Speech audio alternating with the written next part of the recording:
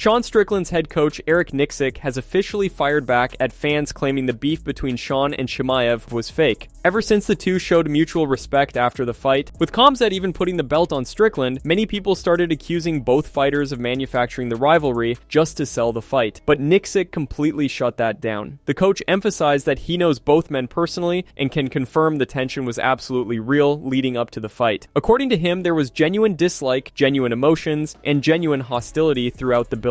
Nothing about it was staged or forced for promotion. At the same time, Chimaev himself recently addressed why he suddenly became respectful towards Strickland despite all the trash talk that had been exchanged before the bout. He explained that they settled everything inside the cage, and whatever happened after that was no longer worth carrying hatred for. Khamzat also revealed that Sean apologized to him afterward, and according to Chimaev, refusing forgiveness would go against his principles, so he accepted it and moved on. Let's dive into what Coach Nixick had to say. It was super real all the way up till, man. Those guys did not like each other.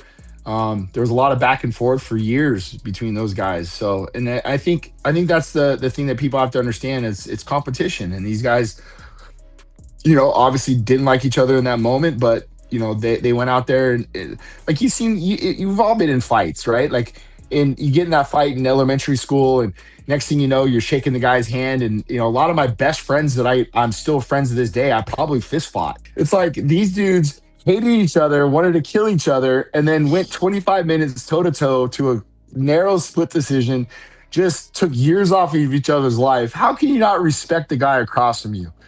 At least for like the 15 minutes or 10 minutes after the fight, there was at least some common ground there, and Lance looked over at me and goes, you know what that is? That's post-nut clarity right there. God, that's so good. I'm like, bro.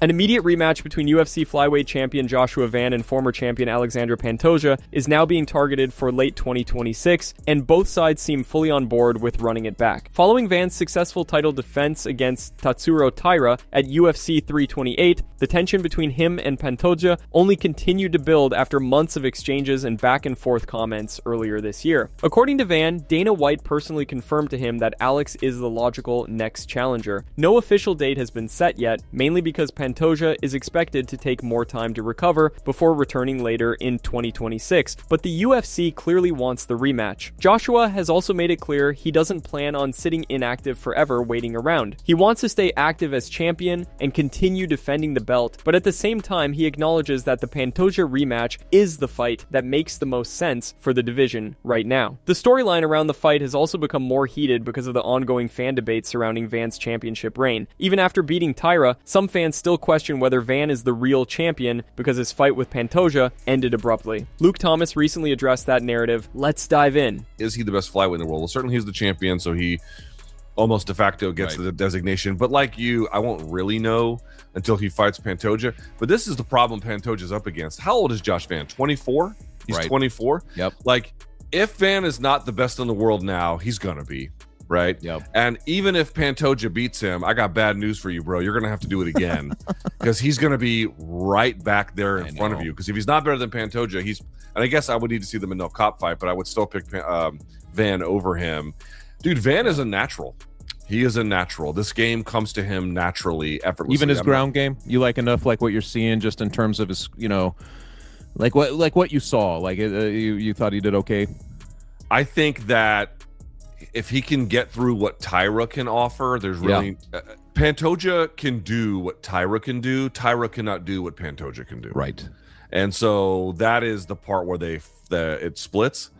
Sean Strickland just completely shut down Khamzat Chimaev's request for a rematch. Right after Chimaev lost the belt, Dana White revealed that Khamzat told him he wanted to move up to light heavyweight and leave the middleweight division behind entirely. At the time, it sounded like Chimaev was done with 185 and already chasing bigger fights at 205, but those plans didn't last long at all. Less than a week later, Chimaev completely changed course and is now reportedly obsessed with getting his title back from Strickland. According to his team, the rematch with Sean is now the only fight he wants and the only fight he's willing to accept right now. The problem is, Strickland wants absolutely nothing to do with an immediate rematch. In a recent interview, Strickland shut down the idea completely and made it clear he still believes UFC rankings should matter. He also revealed who he believes will most likely be his own next opponent. There's another major issue too. Sean revealed after UFC 328 that he suffered a shoulder injury during fight week, and it only got worse during the actual fight. Because of that, his return timeline is now very uncertain, with multiple reports suggesting he could be sidelined for around 10 months. Let's dive into what the champ had to say.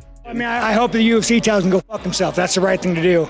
I think, but again, it's like, who wants to even give a fuck? It's bullshit, dude. He doesn't deserve it. The UFC should can it. A rematch with the split decision would have made sense, but I truly believe in UFC rankings. I think they fucking matter, and I hate when guys jump them. So is it Nasruddin? Like, is that the fight? If that's who the UFC, if that's the rankings, that's who it is. Let's go.